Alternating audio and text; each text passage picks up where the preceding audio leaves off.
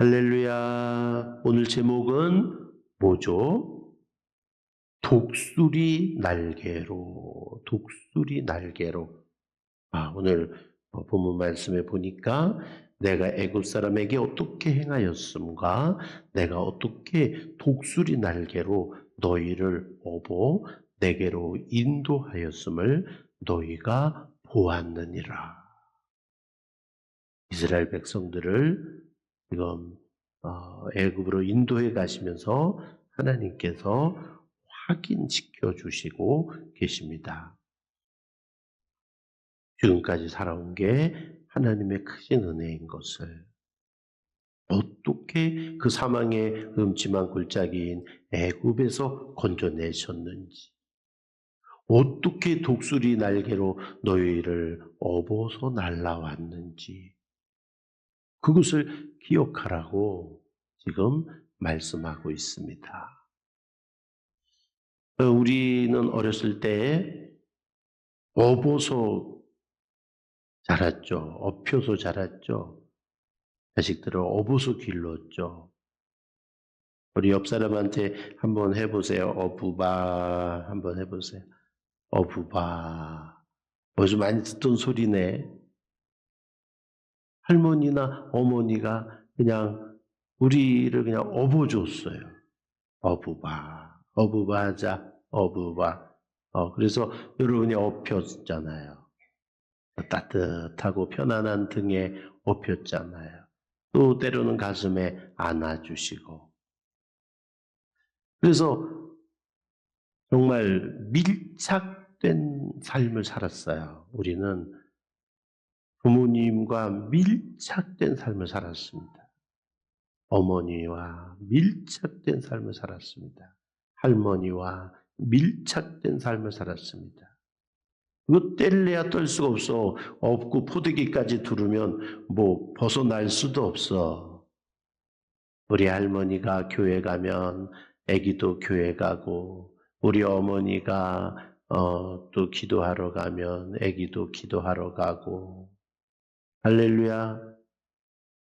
그렇게 뗄래야 뗄 수 없는 완전히 일체된, 완전히 하나 된 그런 축복의 삶을 우리는 살았던 것입니다.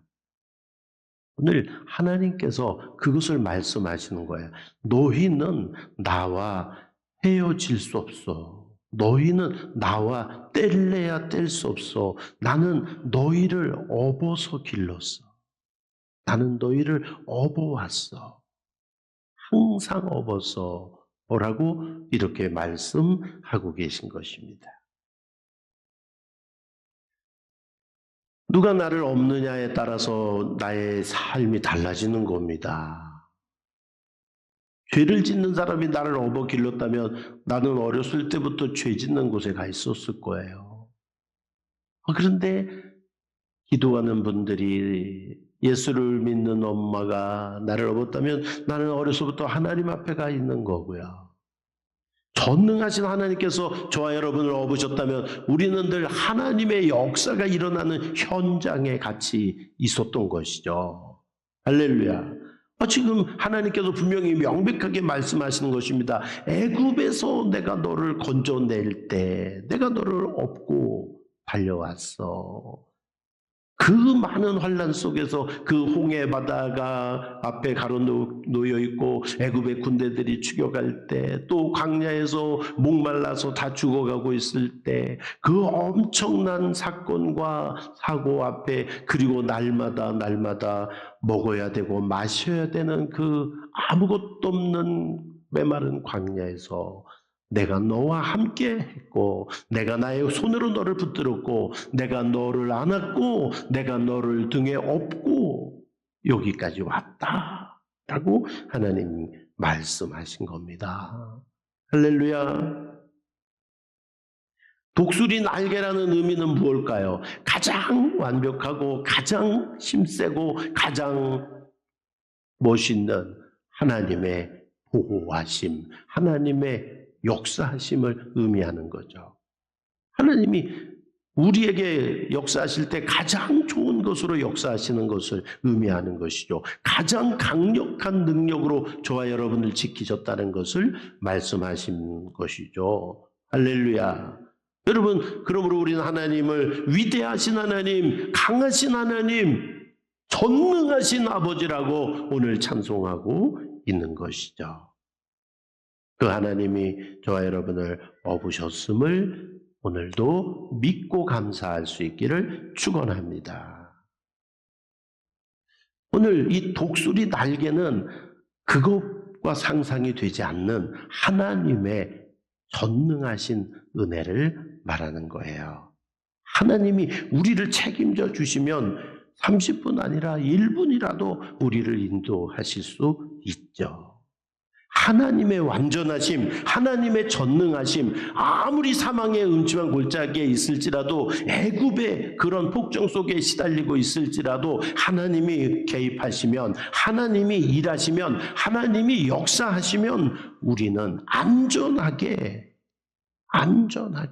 하나님의 역사 속에 살아간다라는 사실을 우리들에게 말씀하고 있는 겁니다.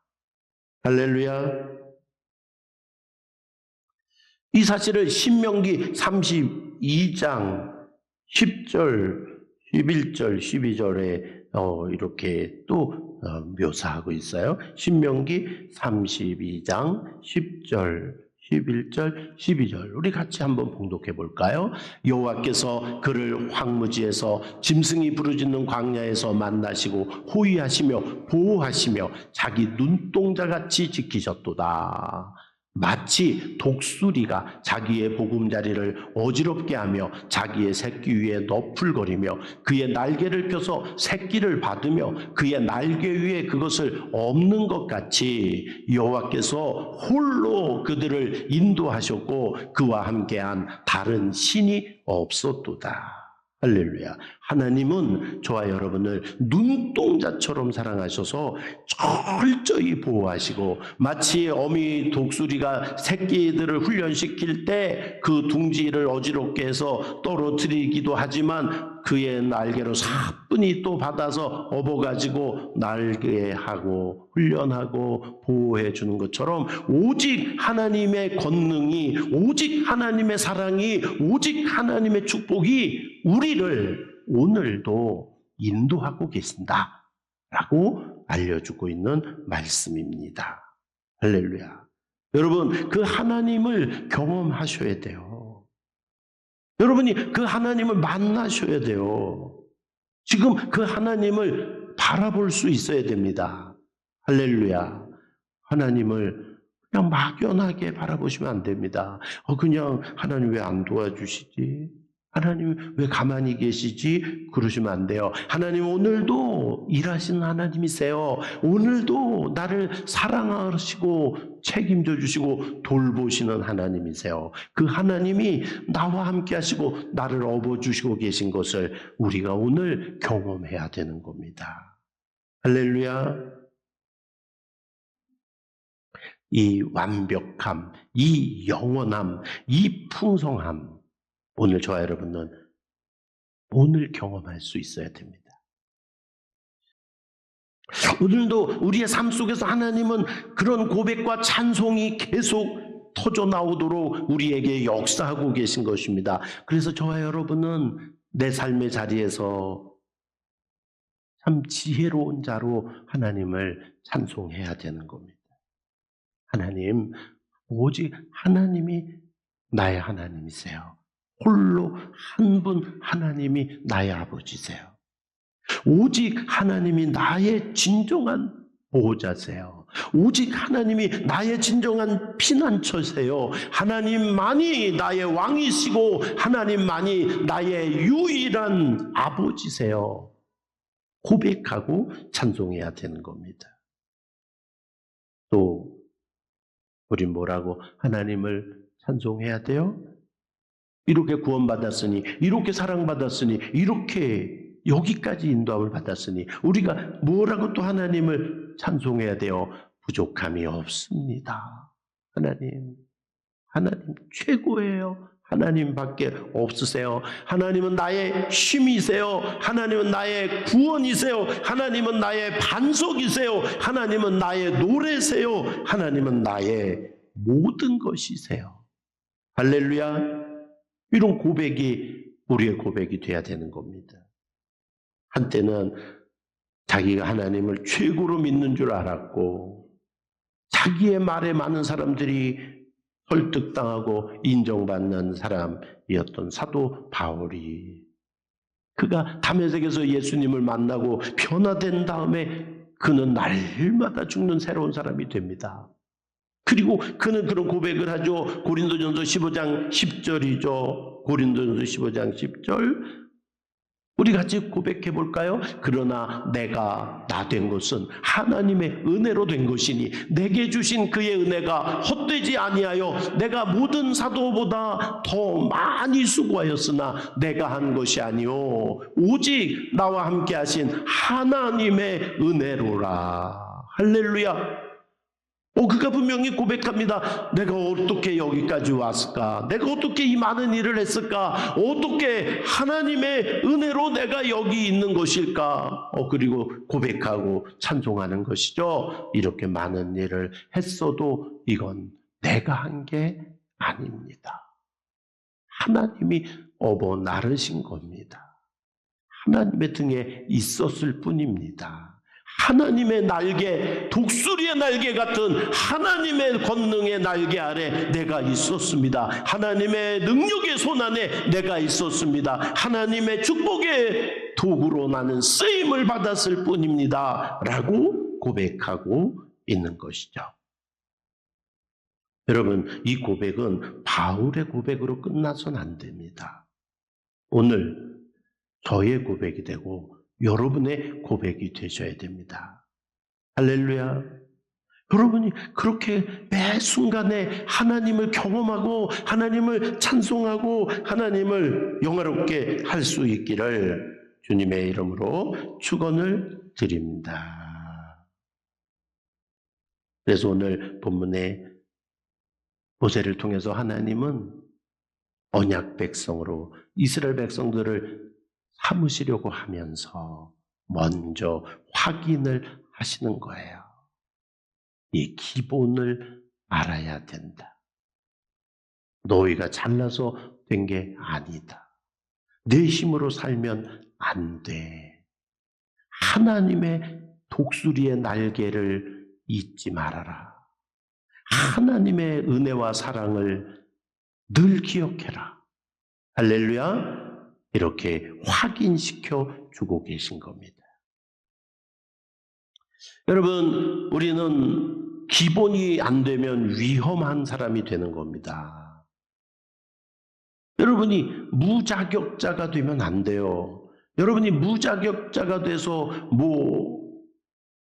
건축을 하는 데 가서 일해도 안 되고, 무자격자가 돼서 수술을 하는 사람이 돼서도 안 되고, 무자격자가 돼서 핸들을 잡아도 안 돼요. 그런 일을 하기 전에 뭐가 있어야 돼요? 자격이 있어야 돼요.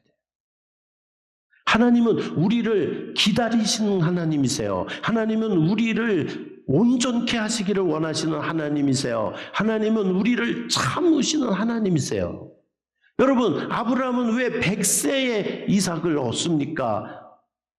하나님이 손이 짧아서요? 아니잖아요. 왜 100세에 이삭을 주십니까? 하나님이 100세까지 그를 기다려 주신 거죠. 모세는 왜 40세 때 쓰임 받으려고 했는데 왜 80세에 쓰십니까? 하나님이 그를 참아 기다려 주신 것이죠. 베드로는 다른 제자들은 다 주님을 버려도 저는 안 버립니다 라고 호언장담했는데 3번이나 부인하는 엄청난 사건의 주인공이 됩니다. 왜 그렇습니까? 그러나 그가 자신을 보고 돌이켜 회개할 때 주님을 위해서 죽을 수 있는 진정한 제자가 되게 하시는 것이죠. 여러분, 오늘도 하나님께서 저와 여러분을 기다리고 계신 것을 여러분이 깨달으셔야 됩니다. 답답해하기 전에 하나님은 얼마나 나를 답답해 하시는지를 느낄 수 있어야 됩니다. 왜 이렇게 오래 걸리는지 모르겠다라고 말하기 전에 내가 하나님께 얼마나 오래 걸리는 사람인가를 우리가 느낄 수 있어야 돼요. 하나님의 때가 있는 것이고 하나님은 쉬지 않으시고 하나님은 오늘도 일하고 계시고 저와 여러분을 참고 기다리고 계신 겁니다. 할렐루야. 엊그제 체코하고 축구를 했죠. 월드컵. 누가 이겼어요? 우리가 이겼죠. 여러분 응원하셨어요? 당연히 응원하셨죠. 저도 응원했습니다. 근데 1대0으로 졌어, 처음에.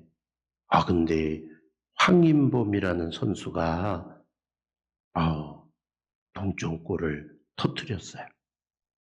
제가 너무 감사했어요, 개인적으로. 왜냐하면 몇 년 전에 그 황인범이라는 선수가 러시아에 있을 때 어떤 분이 저한테 그러는 거예요. 목사님, 우리 인범이 좀 위해서 기도 좀 해주세요. 그러는 거예요. 왜요? 얘가 부름을 못 받고 있어요. 부름을 못 받고 있어요. 이렇게 좀 나라에서도 대표로 부름도 받고 뭐 이래야 되는데 축구 해야 되는데 부름을 못 받고 있어요. 그러는 거예요. 그래서 제가 많은 축구 선수들이 있지만 기도를 특별히 한 선수는 황인범밖에 없어. 제가 그래서 황인범을 위해서 기도를 했어요. 부탁을 받았으니까. 근데 이번에 드디어 골을 넣었잖아. 진가가 나타났어, 이번에 보니까. 제가 그 기도 부탁을 받고 기도를 시작하면서 황인범의 길이 열리더라고. 이렇게 보니까 부름도 받고 인정도 받고 실력이 확인도 되고 그래서 계속 쓰임 받더니 이번에 아주 큰 일을 했어요. 여러분, 우리는 누구나 멋진 선수 되고 싶고 누구나 멋진 인생 살고 싶고 누구나 성공하고 싶고 누구나 아름답고 싶고 누구나 칭찬받고 싶어요. 근데 무엇을 알아야 돼요? 하나님께서 독수리의 날개로 업어 나르시는 은혜가 있어야 되는 겁니다. 그것이 우리의 전성기에만 있는 일이 아니어야 돼요. 어느 날 반짝 한때 이렇게 쓰임받는 그런 순간의 사건이 되어서는 안 돼요. 추억의 이야기가 돼서는 안 돼요. 우리가 하나님께 업어 날름을 받는, 하나님께 업혀서 기름을 받는 것은 우리의 일평생이 돼야 되고 우리의 모든 생애가 돼야 되는 분명한 소중한 사건이어야 하는 겁니다. 이사야 46장입니다. 이사야 46장 3절, 4절을 우리 함께 봉독해 봅니다. 이사야 46장 3절, 야곱의 집이여 이스라엘 집에 남은 모든 자여 내게 들을지어다. 배에서 태어남으로부터 내게 안겼고 태에서 남으로부터 내게 업힌 너희여, 너희가 노년에 이르기까지 내가 그리하겠고 백발이 되기까지 내가 너희를 품을 것이라. 내가 지었은즉 내가 업을 것이요 내가 품고 구하여 내리라. 할렐루야. 놀라운 하나님의 약속이에요. 우리의 인생에 어렸을 때만 업어주는 게 아니세요. 하나님은 우리의 인생의 전성기에만 업어주시는 하나님이 아니세요.